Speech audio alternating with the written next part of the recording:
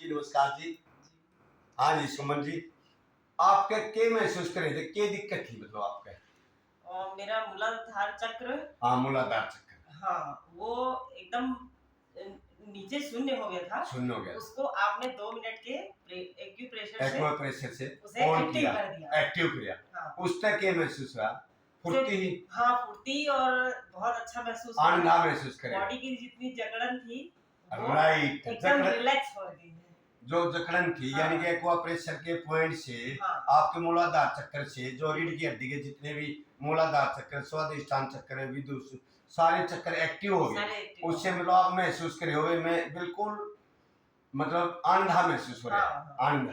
जी। अच्छा जी, आपके क्या दिक्कत थी जी? मेरे को गर्दन में दर्द था, सर्वाइकल पेन था। सर्वाइकल पेन था। जी, जी, जी। हाँ जी। तो वो मेरा एकदम आपके एक्यूप्रेशर मसाज से ही सिर्फ 2-3 मिनट के मसाज में ही मैं एकदम काफ़ी रिलैक्स फ़ील कर रही हूँ। अच्छा जी, एकदम बढ़िया। धन्यवाद आपका जी। जी, कमर में आपका भी भी था? धन्यवाद। कमर कमर में में भी दर्द था। अच्छा, आप तो क्या कहना चाहोगे? प्राकृतिक चिकित्सा लोगों ने करवानी चाहिए कि इंजेक्शन गोली खानी